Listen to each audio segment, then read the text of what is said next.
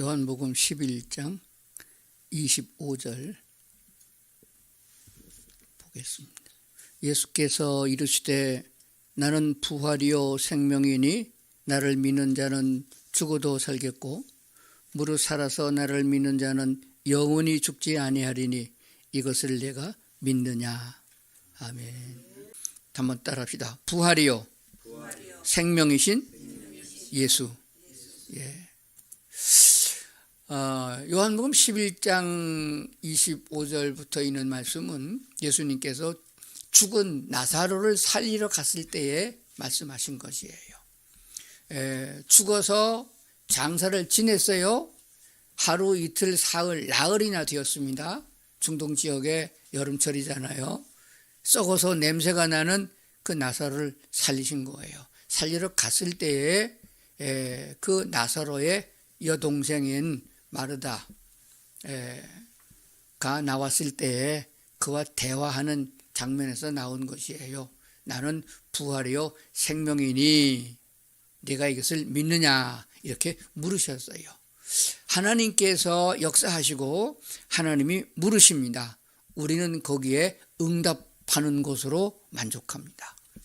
응답하면은 하나님이 이끄시는 거예요. 하나님이 역사하시는 것입니다. 이것이 신의 역사요 하나님의 역사인 줄로 믿습니다. 오늘은 그래서 부활이요 생명이신 예수님 이 말씀을 마음에 새길 수 있기를 그렇게 바랍니다. 나를 믿는 자는 죽어도 살겠고 무릇 살아서 믿는 자는 영원히 죽지 아니하리니 이것을 내가 믿느냐 그랬습니다. 우리가 얼뜻 그냥 생각하게 되면은 이 말을 곰곰이 생각하지 않고 그냥 지나갈 수 있어요.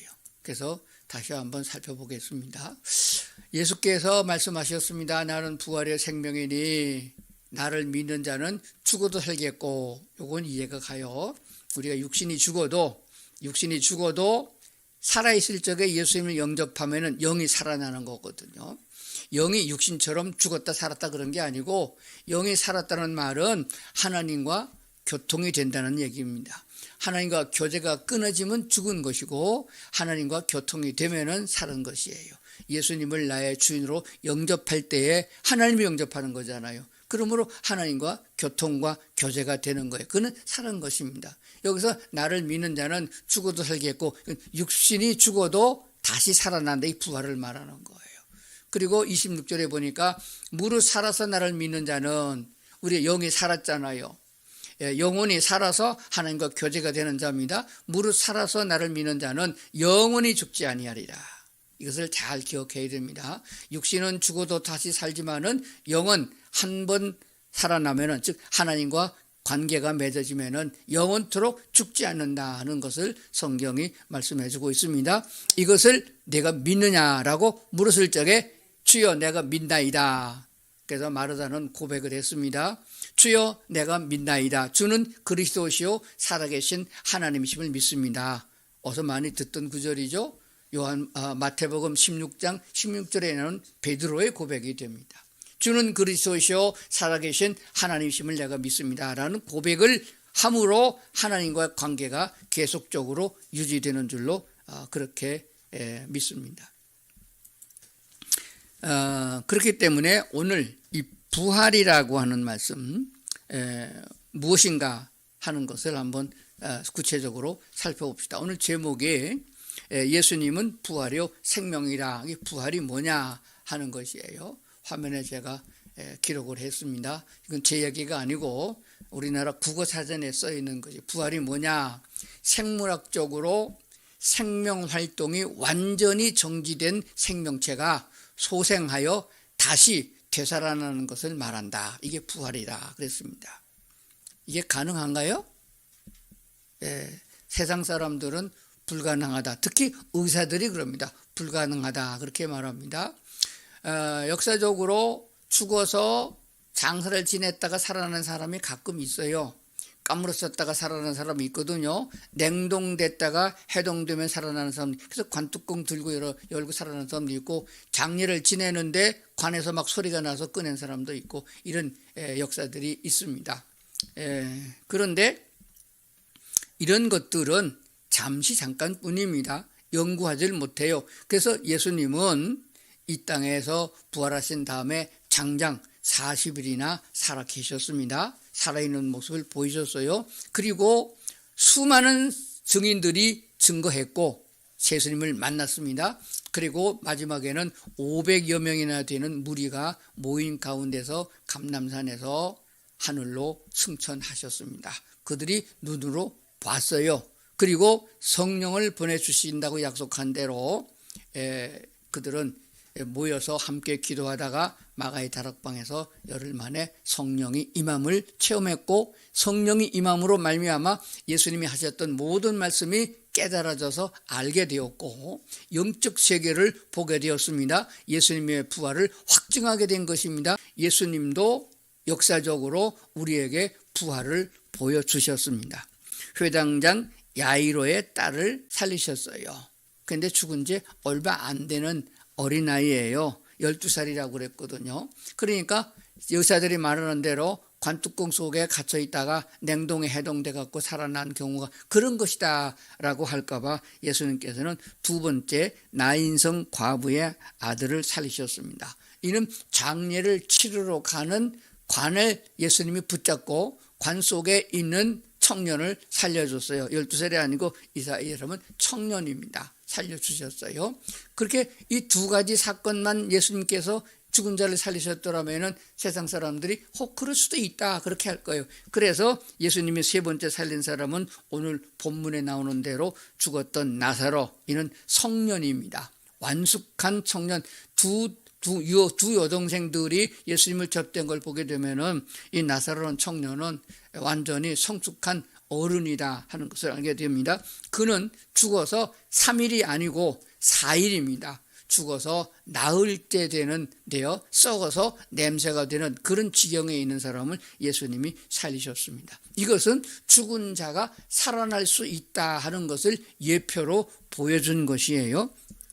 구약 성경에도 보면은 엘리사도 죽은 자를 살린 적이 있습니다. 수넴 여인의 아들을 살려줬어요. 그리고 신약 성경에서 예수님의 제자들인 베드로도 다비다 도르가라고 하는 사람을 살려줬습니다. 사도행전 9장에 보면은요. 그러니까 베드로도 예수님처럼 죽은 자를 살리셨어요. 그리고 조금 더 가서 보면 사도 바울도 유두구라는 청년이 말씀을 듣다가 3층에서 떨어져서 죽었는데 가분이 죽었더래요. 내가 살려줬어요. 이런 것이 있습니다. 이것은 뭐냐 그러면 이들은 다 도로 죽었어요. 예수님이 살려준 사람들도 다 다시 죽었고 베드로나 엘리사나 또는 바울이 살린 사람도 다시 죽었어요.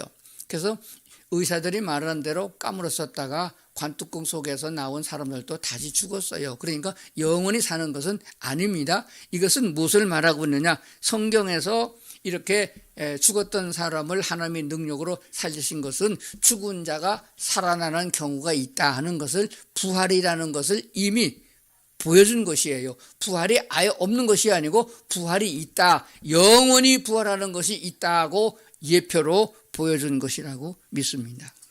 예수님의 부활은 따로 1시간 설교해도 모자랍니다. 예수님의 부활의 증거, 예수님의 부활의 사실, 부활 후의 사건, 부활한 다음에 승천까지 하려면 시간이 많이 걸어요. 분명한 것은 예수님은 부활했는데 수많은 사람들이 예수님을 직접 만나고 체험했다는 것을 역사적으로 기록하고 있습니다. 그 무엇보다도 성령이 임한 다음에 부활을 증거했던 예수님의 제자들은 목숨을 걸고 복음을 증거했어요. 부활을 증거했습니다. 우리가 예수님의 부활을 목격했노라, 예수님의 부활을 보았노라, 옆구리의 창짝을 만졌노라, 그분과 함께 밥을 먹었노라 하고 증거한 것을 보게 됩니다. 그러면 죽는데, 그러면은 어떤 사람들이 그 부활이 뭐 그렇게 중요하다고 목숨을 걸고 증거할 수 있느냐 하는 것입니다. 너무 확실하기 때문이고 영생의 세계에 우리가 들어갈 수 있음을 알기 때문에 이런 말씀을 증거한 줄로 믿습니다.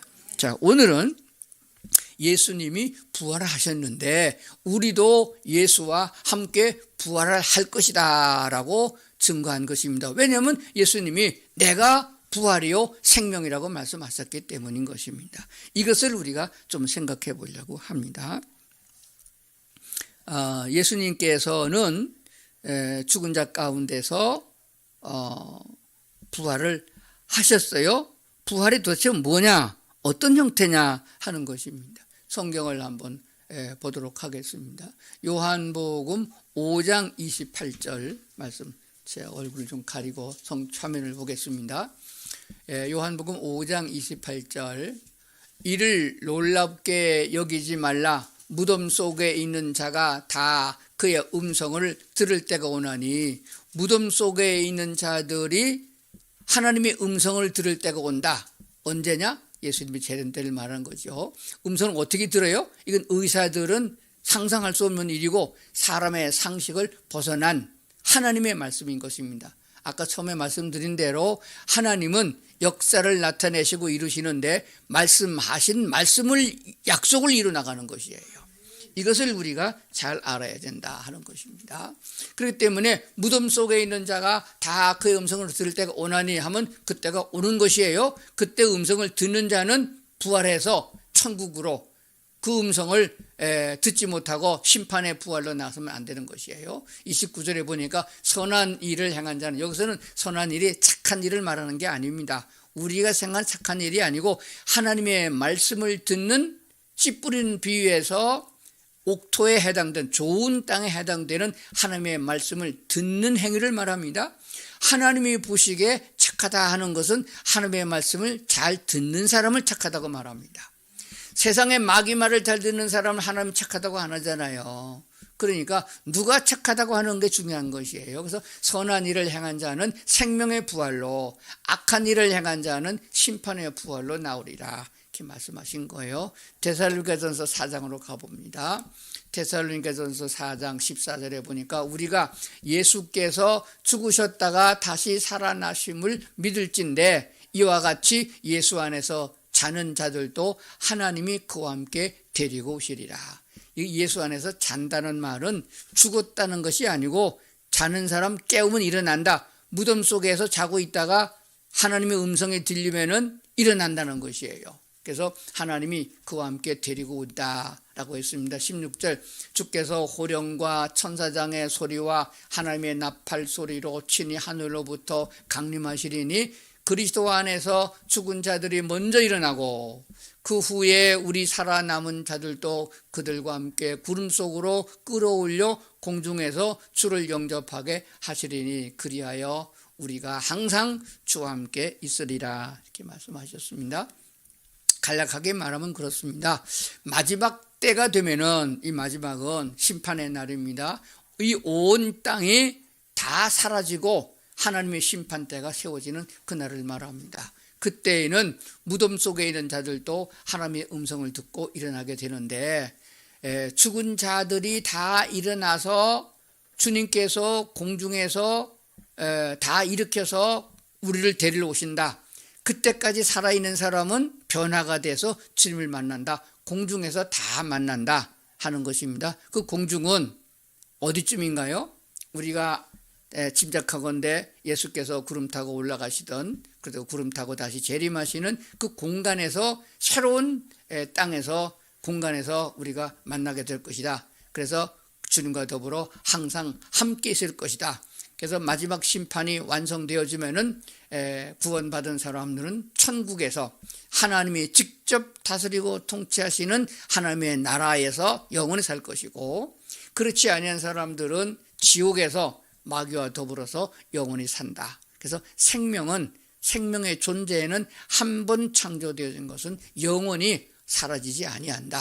하나님과 더불어 사는 것을 영생한다고 그러고, 마귀와 더불어서 지옥에 산다고 하는 것을 멸망이다, 둘째 사망이다, 그렇게 말하는 줄로 믿습니다. 자, 그러면은 죽은 다음에 살아나는 부활의 형태가 어떠냐 하는 것을 생각해 봅니다. 부활했을 때 모양, 영혼만 부활하느냐? 아니에요. 육체도 부활해서 우리와 같은 모습으로 살아가는 것입니다. 서로 보면은 알아볼 수 있는 것이에요. 아유, 장로님 오셨네요. 아니, 목사님 오셨네. 이게 알 수 있는 거예요. 예수께서 부활했을 적에 제자들이 다 알아봤잖아요. 근데 어떤 때 숨쉬기가 또 없어져요. 그게 부활체입니다. 변화된 모습이에요. 육체를 가지고 있으나 제한받지 아니하는 육체가 되는 것입니다. 그래서 제가 알기 쉽게 설명하는데, 하나님의 나라에 가게 되면은 이 세상에서 좋은 것, 이 세상에서 욕심내는 거, 그런 거 하늘나라 하나도 필요가 없다. 자동차도 필요가 없고 기차도 필요 없고 비행기도 필요 없다. 그러나 어디든지 가고 싶은 곳에 갈 수 있다 하는 것입니다. 어떻게 가느냐? 하나님의 사람, 거듭난 사람들은 영적인 사람이기 때문에 육체를 가지고 있어도 가고 싶다고 마음 먹으면 거기 가 있는 거예요. 그러니까 지금 뭐 수천만 원, 수억씩 가는 자동차 있다고 제일 큰 거 없어요. 하늘나라 죄가 없으니까 검사, 판사, 변호사 그런 것도 다 쓸데없는 것이고, 하늘나라에는 먹을 것, 입을 것 걱정 안 해도 되니까 노동력 없어도 살아갈 수 있는 것입니다. 오직 하나님의 나라에서는 의를 행하는 사람, 오른편에 서 있는 사람, 그리고 기뻐할 수 있는 사람, 사랑하는 사람들만 거주할 수 있는 곳이에요. 그러니까 이 땅에 육체를 가지고 있는 동안에 우리가 하나님의 말씀을 따라서 서로 사랑하는 훈련을 잘 해야 돼요.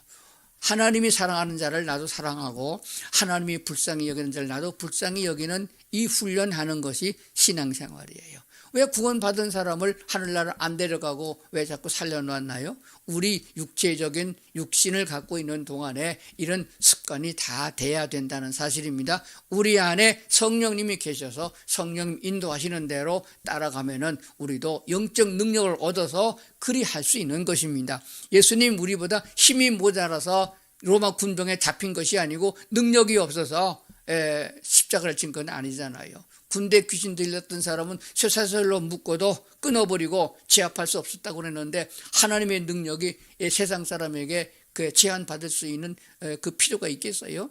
그럼에도 불구하고 예수님께서는 우리를 구원하기 위하여 하나님의 뜻을 이루시는 그 길을 걸어갔음을 보게 되는 것입니다. 고린도전서 15장을 찾으시길 바랍니다. 고린도전서 15장 51절, 보라 내가 너희에게 비밀을 말하노니, 이건 비밀이에요. 알아듣지 못하는 사람은 못 알아듣습니다. 알아들을 수 있는 사람 누구냐? 믿음이 있는 사람이에요. 예수 그리스도를 영접하여 하나님의 음성을, 영적 음성을 들을 수 있는 사람들이에요. 보라 내가 너희에게 비밀을 말하노니, 우리가 다 잠잘 것이 아니요. 이건 자기서 잠자는 말은 예수를 믿고 죽은 사람을 말합니다. 왜냐하면 깨우면 일어나야 잠자는 거잖아요. 깨워서 못 일어나면 아주 죽은 거예요. 그리스도인들은 아주 죽질 않습니다. 육체가 죽은 거예요. 잠자는 것과 같다. 그래서 우리가 다 잠잘 것이 아니오 마지막 나팔에 순식간에 호련이 다 변하려니. 군대 가면은 기상 나팔 이런 걸 불어요. 그런 나팔 소리가 들립니다. 그건 죽은 자들이 일어나라는 그런 나팔 소리예요. 호련이 다 변화된다. 우리 육체와 같이 총에 맞으면 죽는 모습이 아닌 영적인 몸으로 순식간에 변화된다. 이걸 꼭 기억해야 됩니다. 52절, 나팔 소리가 나매 죽은 자들이 썩지 아니할 것으로 다시 살아나고, 부활이에요. 우리도 변화된다. 자, 35절에 가서 보겠습니다. 누가 묻기를 죽은 자들이 어떻게 다시 살며, 그러니까 어떤 모양으로 다시 살며, 원어인 그렇게 된 거예요. 누가 묻기를 죽은 자들이 어떤 모습으로 살아나며 어떠한 몸으로 오느냐, 어떤 몸이겠느냐 하는 것입니다. 36절, 어리석은 자여 내가 뿌리는 씨가 죽지 않으면 살아나지 못하겠고, 또 내가 뿌리는 것은 장래의 형체를 뿌리는 것이 아니요 다만 밀이나 다른 것의 알갱이 뿐이로되, 하나님이 그 뜻대로 그에게 형체를 주시되 각 종자에게 형체를 주시는 것과 같다. 이렇게 말씀하신 거예요. 자, 여기 한번 보겠습니다. 오늘 말씀을 정리해 봅니다. 마지막 심판 때 주님 재림할 적에는 나팔과 소리와 더불어서 행차한다. 임금님 행차할 때 생각하면 돼요. 나팔 소리와 천군 천사장과 호위하고 더불어서 재림하게 되는 것입니다. 그렇게 되면은 죽은 자들이, 무덤 속에 있는 자들이 화장을 했거나 뭐 재가 돼서 뿌렸거나 뭐 뼈가 다 썩었거나 관계없어요. 왜냐하면은 유전자만 있으면 다 살려내잖아요. 지금 과학도. 그러니까 하나님의 능력은 그런 건 문제되는 것은 아닙니다. 땅 속에 5만 가지의 영양소가 다 들어있어요. 육체는 흙에 속해 있는 것이기 때문에 흙 속에 다 녹아있는 것입니다. 모아서 조립하면 되는 거예요. 하나님의 능력으로 순식간에 죽은 자들이 영적 몸으로 다시 부활하고 재림때에 살아있는 사람은 변화되어져서 주님을 만나러 간다라고 말씀합니다. 어떤 모습이냐라고 말할 적에 예수님이 말씀하기를 사도 바울은 고린도서를 통해서 뭐라고 말씀하냐, 씨를 뿌리는 것과 같다. 씨를 뿌릴 적에는 형체를 다 뿌리는, 사과를 심는 게 아니에요. 사과 씨를 심습니다. 그러면 씨 안에 생명이 있으면은 사과와 똑같은 모습으로 나무에 달린 것과 같다, 이렇게 설명한 거예요. 그러니까 모든 씨앗에 발화되는 생명체가 있습니다. 발화 지점이 있어요. 감자고 고구마고 그 단에 씨가 나오는 그 씨눈이라는 것이 있습니다. 그걸 생명이라고 말해요. 그러니까 우리가 예수 그리스도, 예수께서 말씀하기를 내가 부활이요 생명이다라고 말씀하신 그 생명이신 예수님을 내가 영접하여 받아들이면은 우리 안에 영생하는 생명의 씨가 들어온 거예요. 그렇기 때문에 그 씨에다가 육체를 입혀주시는 거예요. 그래서 씨앗을 심으면은 하나님이 또 그런 모양으로 자라게 해주시는 걸 보게 됩니다. 수천 년의 역사를 통하여 이런 것을 우리가 보는 이유가 어디 있습니까? 그것을 보고 부활 때에 우리가 어떤 모습이 되겠느냐, 콩을 심으면 콩이 나오고 사과 씨를 심으면 사과가 나는 것처럼 영생하는 생명의 씨를 소유하고 있는 사람들에게는 영생하는 몸으로 부활된다고 성경이 가르쳐주는 줄로 그렇게 믿습니다. 고린도서 15장 47절, 첫 사람은 땅에서 났으니, 이건 누구예요? 아담을 말하는 거예요. 아담 후에 똑같습니다. 첫 사람은 땅에서 났으니 흙에 속한 자이거니와 둘째 사람, 이것은 예수님을 말합니다. 둘째 사람은 하늘에서 나셨느니라. 육체의 아버지 씨를 받지 않고 하나님께로부터 났잖아요.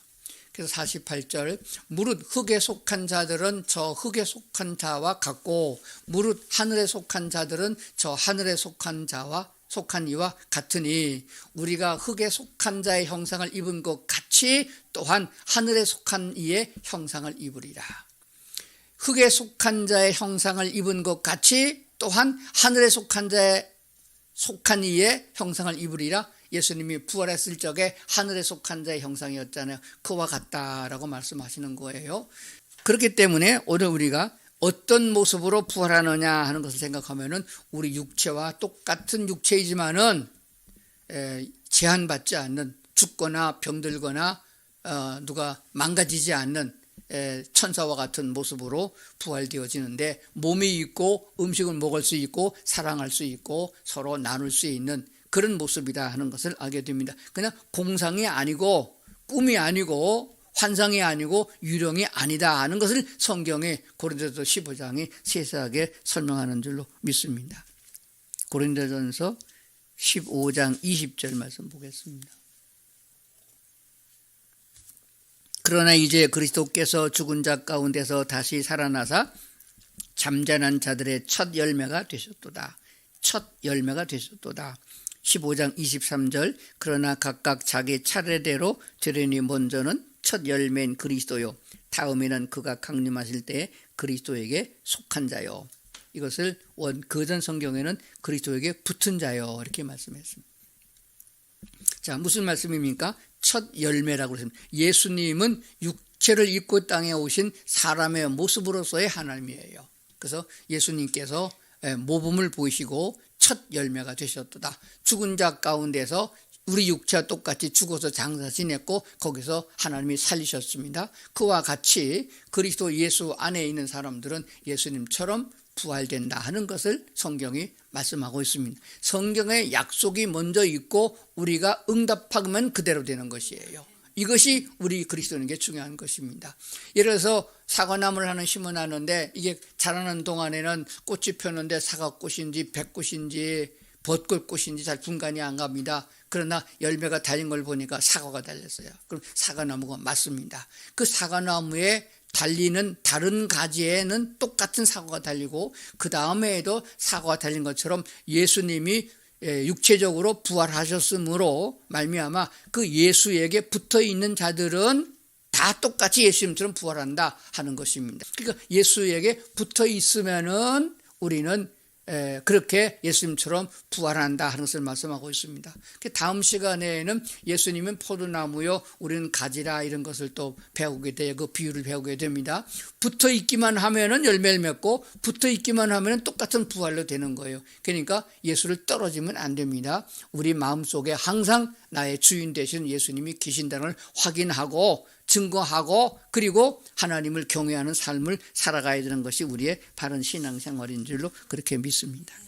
요한복음 14장 6절을 잘 아는 말씀이죠. 다시 한번 보겠습니다. 예수께서 이르시되 내가 곧 길이요 진리요 생명이라 또 말씀하셨습니다. 나로 말미암지 않고는 아버지께로 올 자가 없다. 예수님이 생명의 씨앗이고 부활의 원천이기 때문에 예수를 빼고는 구원자가 없다. 새롭게 부활되는 역사가 없다 하는 것을 성경이 완전하게 못 박았어요. 그러므로 쓸데없는 다른 소리 하지 마시고 다르게 기구리지 마시고 예수의 말씀 약속의 말씀을 믿는 자들이 복이 있는 줄로 믿습니다.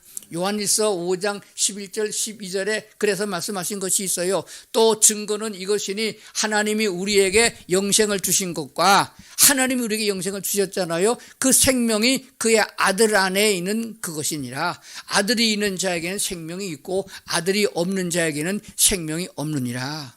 예수 믿으세요? 그 말은 교회 다니냐 그런 말이 아니에요. 교회 다니느냐 그런 말이 아닙니다. 예수님을 영접해서 예수님이 주인으로 계시느냐 그걸 말하는 거예요. 그래서 우리 마음 가운데 예수님이 있는 사람은 생명이 있는 거고 당신 마음에 예수님이 없으면은 그 사람은 구원받지 못한 사람, 생명이 없는 사람이다. 영생이 없다고 성경이 말씀을 하고 있어요. 그렇기 때문에 이 말씀을 우리가 잘 기억하면은 헷갈리지 아니하고 사탄의 유혹에 넘어가지 않는데 우리가 말씀을 자꾸 잊어버려요. 말씀을 잊어버린단 말입니다.